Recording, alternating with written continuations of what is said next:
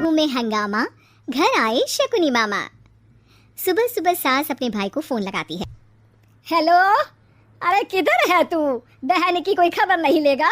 यहाँ मेरी सारी सत्ता लूट रही है धीरे धीरे करके। अरे क्या हुआ दीदी, सुबह सुबह ये रुदाली क्यों शुरू कर दी?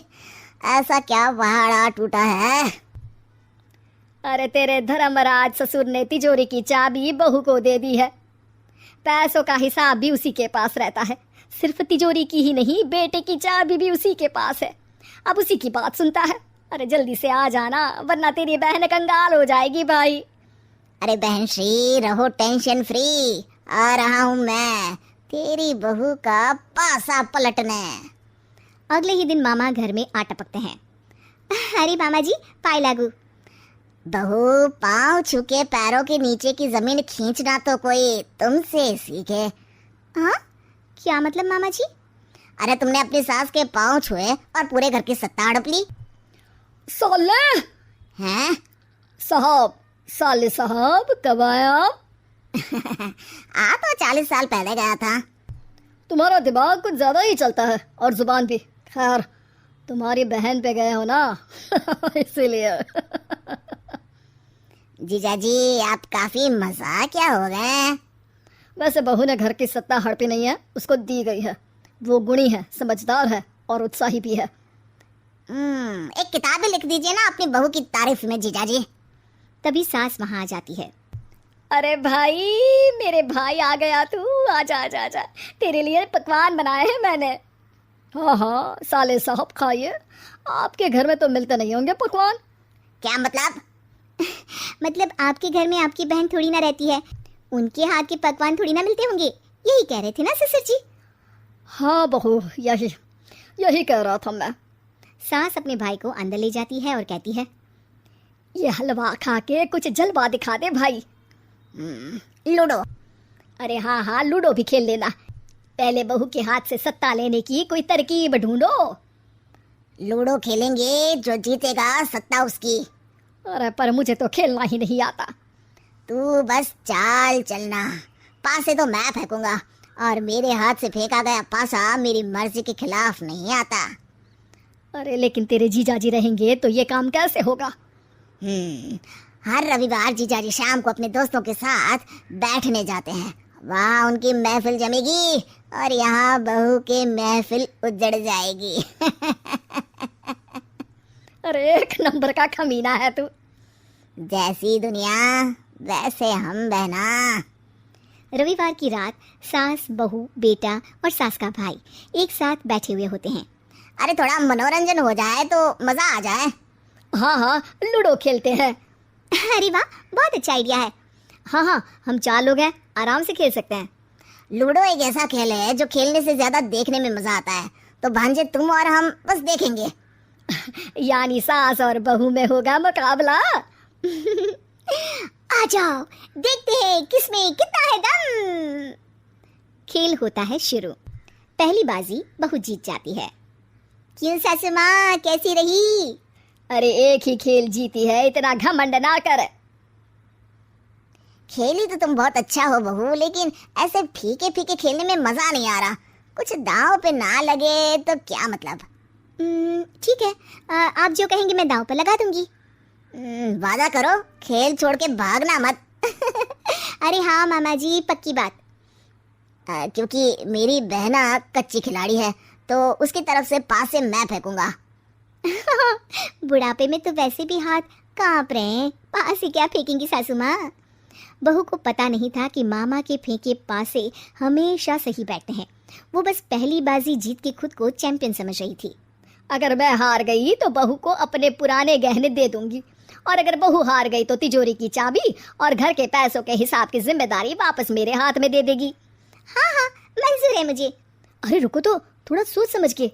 अरे सोच लिया और समझ भी लिया। दूसरी बाजी शुरू होती है। मामा के फेंके एक भी पासे उनकी मर्जी के खिलाफ नहीं जाते। बहू को पसीना आ जाता है, पर सास को टक्कर नहीं दे पाती। आखिरी गोटी के घर में जाने के लिए सास को 1 नंबर चाहिए, जबकि बहू एक बार भी घर में नहीं पहुंची है। अरे क्यों बहू, अब कैसी रही? ये गोटी अंदर जाएगी और तिजोरी की चाबी बाहर आएगी। मैंने बोला था तुमसे कि मामा से पंगा मत लो। मुझे क्या पता था कि ये मामा नहीं मामा शकुनी है। मामा पासा फेंकता है और सास जीत जाती है और घर की सत्ता वापस सास के हाथ में आ जाती है। बहू रोने लगती है। इतने में ही वहाँ ससुर जी आ जाते हैं। अरे रो क्यों रही हो बहू? क्योंकि मामा ने मुझे मामू बना दिया। सास, माँ, बहू और बेटी। नहीं नहीं, ये कहानी इन सारे के सारे रिश्तों की नहीं, बल्कि 2 रिश्तों में ही सभी रिश्तों के होने की है। अरे बहू, मेरे और तेरे ससुर जी की रोटी मत बनाना, मैं बना लूंगी। दिन तक ठंडी हो जाती है। बहू जो कि एक वर्किंग लेडी थी। नहीं नहीं माँ जी, मैं अच्छे से कपड़े में लपेट देती हूँ ना, आप क्यों मेहनत करेंगी? माइक्रोवेव में गर्म कर लेना। अरे नहीं बहू, मेहनत मत कर, वैसे भी ऑफिस में कम मेहनत होती है क्या? जा रहने दे। लेकिन बहू मानती नहीं।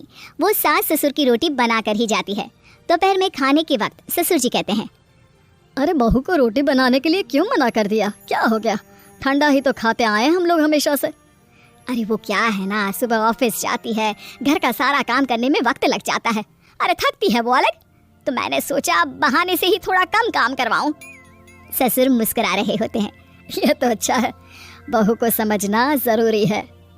वक्त बीत रहा था।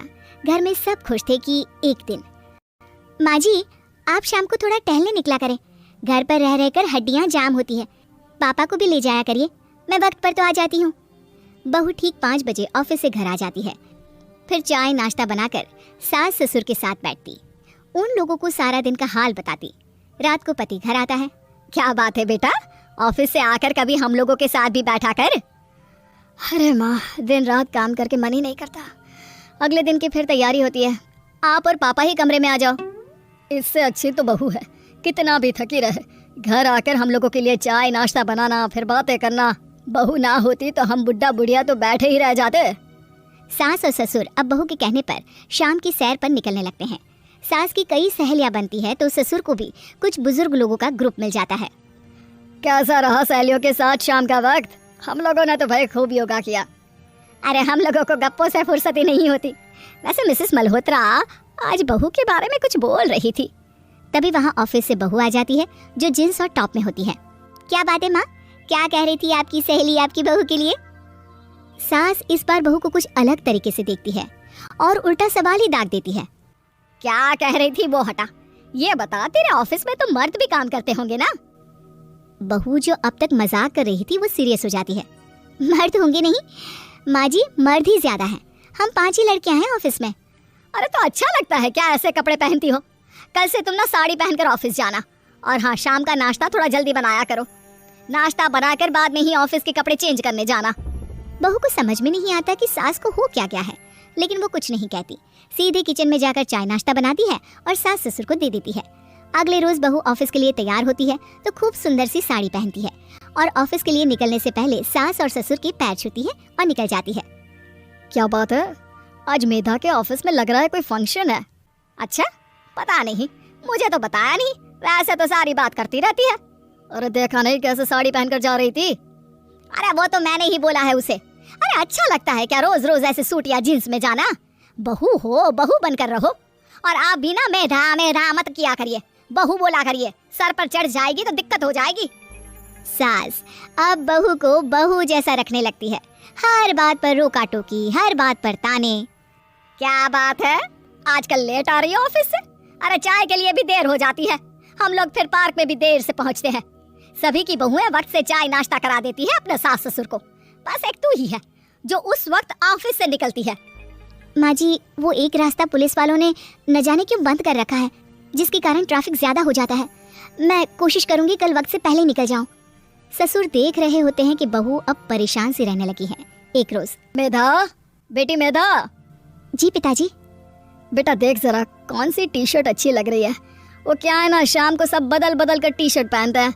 मैं भी सोच रहा हूँ कि आज कुछ अच्छा सा पहन कर जाऊँ। हाँ पिताजी, ये सही है। ये लाल वाली ना बहुत जचेगी आप पर। मेरे पापा पर भी डार्क रंग बहुत जचता है। क्या चल रहा है? अरे ससुर के सामने घूंघट तो छोड़ो, ऊपर से रंग बताया जा रहा है टी शर्ट का। अरे बहू, कोई संस्कार दिए नहीं है क्या तेरी माँ ने? बहू इस बार बहुत निराश हो जाती है। वो वहाँ से तुरंत अपने कमरे में चली जाती है। अब बहू घर का सारा काम करती, ऑफिस जाती, लेकिन साड़ी और सर पर पल्ला लेकर। एक बार पड़ोसन उनके घर आती है। वाह सुमित्रा बहन, बहू का तो रूप ही बदल दिया। ठीक किया, बहू बहू जैसी ही अच्छी लगती है। अच्छा चलती हूँ मैं। पड़ोसन के जाने के बाद सास बड़ी अकड़ के साथ कहती है, देखा मेरा कमाल, कैसे मैंने मेधा बहू को कंट्रोल में कर लिया। अब बारी ससुर के बोलने की थी। हाँ सुमित्रा, बिल्कुल ये काम तो किया है तुमने, लेकिन कभी सोचा क्या खो दिया? क्या खो दिया? मैंने तो कुछ नहीं खोया जी। खोया है, पहले बहू जब ऑफिस जाती तुम्हारे पैर छूकर तुम्हें गले लगाती, लेकिन अब सिर्फ पैर छूती है। हाँ जी, ये बात तो आप ठीक बोल रहे हैं।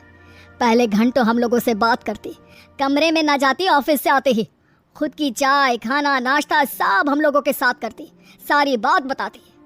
लेकिन क्या तुम्हें पता है, बहू की तबीयत खराब चल रही है, वो माँ बनने वाली है। ये बात मुझे बेटे ने बताई कि तुम्हें बता दूं। अब सास की आंख में आंसू थे। वो समझ गई थी कि लोगों के कहने में आकर उसने क्या खो दिया। शाम को बहू घर आती है तो माँ किचन में पकोड़े तल रही होती है। अरे माँ जी, आप रहने दीजिए ना, मैं आ तो रही थी। अरे नहीं, जा तू चेंज कर ले, मैं नाश्ता और चाय टेबल पर ही लगा रही हूँ मेधा। सास के मुंह से अपना नाम सुनकर बहू को बहुत अच्छा लगता है। माँ जी, कोई गलती हो गई है क्या? मेरे होते हुए आप काम करें, ये ठीक नहीं है। संस्कारी और समझदार बहू सास को माँ समझती है, लेकिन सास की बेवकूफ़ी उसे सास ही बनाकर रखती है। बहू, मुझे भी थोड़े संस्कार और समझदार बनने का मौका दे, जिससे मैं भी बहू नहीं बेटी को देखूं तुझ में। और हाँ, मेरा होने वाला पोता क्या कहेगा कि दादी ने तो मेरी माँ को बहुत परेशान किया। बहू सास को गले लगा लेती है।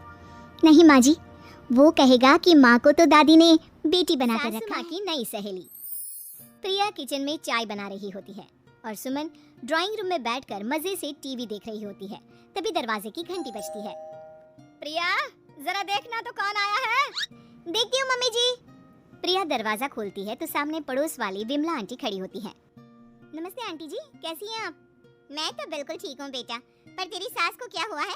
आजकल कहीं दिखती ही नहीं है, जब देखो तब टीवी के आगे जमी रहती है। अंदर तो आइए आंटी। अरे ओ दीपक की अम्मा, कहाँ हो? अरे विमला, आओ आओ, क्या बात है, बड़े दिन बाद याद आई तुम्हें मेरी। मैं तो हमेशा ही तुम्हें याद करती हूँ, पर तुम ही गायब रहती हो, और आजकल तो बाहर भी नहीं आती जाती। तबीयत तो ठीक है ना तुम्हारी? अरे तबीयत को क्या होना है, इस उम्र में तो कुछ ना कुछ लगा ही रहता है। मेरी छोड़ो, तुम ये बताओ कि क्या चल रहा है गली मोहल्ले में। तुम गली मोहल्ले की छोड़ो, चल तो तुम्हारे पड़ोस में रहा है, तुम्हारी नई सहेली आई है। मेरी कौन सी नई सहेली? मैं तो यहाँ बस तुमसे बातचीत कर लेती हूँ, या फिर बाजू वाली शर्मा की बहू से दो चार बातें कर लेती हूँ। इसीलिए तो कहा कि तेरी नई सहेली आई है। अब कोई पड़ोस में आया है तो बात तो होनी ही है। कम से कम इसी बहाने हमारा भी एक ग्रुप बन जाएगा। फिर सब मिलकर अपनी बहुओं की शिकायतें किया करेंगे। दोनों हंसने लगते हैं। तभी प्रिया चाय लेकर आती है और सामने टेबल पर रख देती है। दोनों चाय पीती हैं और बातें करते हैं। चलो मैं चलती हूँ, अब कल मिलते हैं, राम राम। अगले दिन प्रिया किचन में कुछ काम कर रही होती है और सुमन आराम से सोफे पर बैठकर मटर छिल रही होती है। तभी डोरबेल बजती है। प्रिया दरवाजा खोलती है तो सामने उनकी नई पड़ोसन खड़ी होती है। जी, आप कौन? मैंने पहचाना नहीं।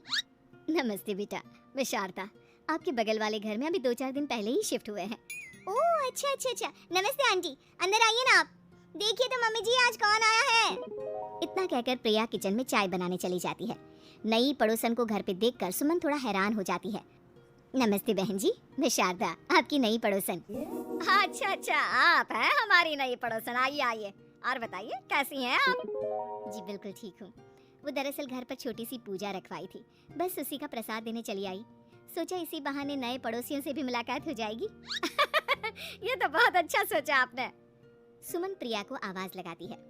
अरे ओ बहू, जरा चाय पानी का तो आके पूछ लो। ये आजकल की बहुएं भी ना, जब तक बोलो नहीं तब तक कुछ नहीं करेंगी। आई मम्मी जी। प्रिया चाय लेकर आती है। दोनों बैठकर चाय पीती हैं और खूब सारी बातें करती हैं। अच्छा बहन जी, अब मैं चलती हूँ, फिर मिलते हैं। अब तो आना जाना लगा ही रहेगा। शारदा के जाने के बाद प्रिया किचन से बाहर आती है। क्या बात है मम्मी जी, आप दोनों को देखकर तो लगा ही नहीं कि पहली बार मिल रही हो। आप दोनों तो बिल्कुल बिछड़ी हुई सहेलियों की तरह बातें कर रही थी। अरे जब दो औरतें मिल जाती है ना तो बातें अपने आप ही निकल आती है। अब तू अपने काम पर ध्यान दे, बातों पे नहीं। ऐसे ही कुछ दिन बीत जाते हैं। अब सुमन और शारदा अच्छी सहेलियां बन गई होती हैं। दोनों एक साथ मंदिर जाती, मार्केट जाती और कभी कभी तो विमला भी इनके साथ मिलकर खूब हंसी ठिठोली करती। एक शाम तीनों बैठकर सुमन के घर पर चाय पी रही होती हैं कि तभी बहुत तेज बारिश शुरू हो जाती है। सुमन जोर से प्रिया को आवाज लगाती है। प्रिया, ओ प्रिया, देख कितनी तेज बारिश हो रही है। जाके छत से सारे कपड़े ले आ, नहीं तो सब भीग जाएंगे। सुमन 2 बार आवाज लगाती है लेकिन प्रिया का कोई जवाब नहीं आता। शायद प्रिया कुछ काम कर रही है, इसीलिए कुछ जवाब नहीं दे रही। अरे काहे का काम, आराम फरमा रही होगी महारानी। तभी प्रिया बीमार हालत में अपने कमरे से बाहर निकलती है। हाँ मम्मी जी, क्या हुआ? मेरी तबीयत थोड़ी ठीक नहीं है ना, इसलिए आग लग गई। अरे सारे कपड़े भीग गए और तुझे सोने से फुर्सत नहीं है। सबके सामने सुमन के मुंह से ऐसी बातें सुनकर प्रिया उदास हो जाती है और छत से कपड़े उतारने चली जाती है। सुमन, ये क्या बात हुई? प्रिया ने बताया ना कि उसकी तबीयत ठीक नहीं, इसलिए उसकी आंख लग गई। तुम भी ना खामखा उसे सबके सामने सुना दिया। अरे आप नहीं जानती शारदा जी, कुछ बहुएं ना बहुत आलसी होती है, घर का एक काम नहीं करना चाहती। ऐसा नहीं है सुमन, तुम्हारी बहू तो बहुत प्यारी है, तुम्हारी सारी बात भी तो मानती है। हाँ सुमन, तुम प्रिया के बारे में ऐसा क्यों सोचती हो? मेरी भी 2 बहुएं हैं, लेकिन मैं उन्हें अपनी बेटियों की तरह रखती हूँ। आखिर वो भी तो किसी की बेटियां ही है ना। और अगर तुम ऐसा ही व्यवहार करोगी तो एक दिन प्रिया भी तुम्हारे साथ ऐसा ही बर्ताव करेगी। शारदा और विमला की बातें सुनकर सुमन की तो बोलती बंद हो जाती है। वहीं प्रिया भी बाहर से सारी बातें सुन रही होती है। अरे मैं कोई उसकी दुश्मन थोड़ी ना हूँ, मैं भी उसकी माँ हूँ, लेकिन कभी कभी सास बनना पड़ता है, नहीं तो बहुएं हाथ से निकल जाती है। देखो सुमन, ये सब सोच का फर्क है। अगर तुम ये सोचोगी तो कभी प्रिया को अपनी बेटी नहीं बना पाओगी। इतना कहकर शारदा और विमला वहाँ से चली जाती हैं और सुमन अकेले बैठकर उनकी बातें सोचने लगती है। अगले दिन प्रिया और दीपक अपने कमरे में बैठकर बात कर रहे होते हैं और सुमन उनके कमरे के बाहर कुछ काम कर रही होती है और उन दोनों की बातें सुन लेती है। दीपक, तुम्हें पता है हमारे पड़ोस में जो शारदा आंटी है ना, बहुत अच्छी हैं। अच्छा, ऐसा क्या हो गया जो तुम्हें वो इतनी अच्छी लगने लग गई? कुछ खास नहीं, बस कल जब मम्मी जी मुझे सबके सामने सुना रही थी तो शारदा आंटी ने मेरा साथ दिया। मैं तो सच में हैरान ही रह गई थी जब उन्होंने मम्मी जी को मुझसे ऐसा बर्ताव करने के लिए मना किया। अच्छा, फिर क्या हुआ? होना क्या था, शारदा आंटी तो मम्मी जी को समझा ही रही थी कि बहू को भी बेटी की तरह ही रखना चाहिए, लेकिन मम्मी जी तो मम्मी जी है ना, उन्हें तो मुझ में हमेशा कमी ही दिखती है। काश मुझे भी शारदा आंटी जैसी सास मिली होती जो मुझे भी अपनी बेटी जैसी समझती। सुमन ये सब सुनकर बहुत उदास हो जाती है और वहाँ से चली जाती है। प्रिया की बातें सुमन के कानों में बार बार गूंज रही थी। उसे बहुत शर्मिंदगी महसूस हो रही थी कि उसने प्रिया के साथ बहुत गलत किया है। अगले दिन सुमन शारदा और विमला को बुलाती है। क्या बात है सुमन, आज तूने ऐसे अचानक क्यों बुलाया? सब ठीक तो है ना? हाँ हाँ, सब ठीक है, तुम दोनों बैठो तो सही। तब तक दीपक और उसके पापा भी आ जाते हैं। प्रिया, तुम भी आ जाओ। क्या हुआ मम्मी जी, आपने बुलाया? हाँ प्रिया बेटा, मैं आज सबके सामने तुमसे माफी मांगना चाहती हूँ। मैंने आज तक तुम्हारे साथ बहुत बुरा व्यवहार किया है, लेकिन तुमने कभी भी मेरे साथ बुरा बर्ताव नहीं किया। मुझे अपनी गलती का एहसास हो गया है, हो सके तो मुझे माफ कर देना। प्रिया अपनी सास की बातें सुनकर हैरान हो जाती है, उसकी आंखों में आंसू आ जाते हैं। प्लीज मम्मी जी, आप मुझसे माफी मत मांगिए, मैं भी आपकी बेटी ही हूँ। वैसे एक थैंक यू तो मेरी नई सहेली को भी बनता है, जिसकी वजह से मुझे मेरी गलती का एहसास हुआ। शारदा बहन, आपका बहुत बहुत शुक्रिया जो आपने मेरी आंखें खोल दी। अरे क्या सुमन, तुम भी ना। तो फिर इसी बात पर चाय और पकौड़े हो जाए? हाँ हाँ, क्यों नहीं।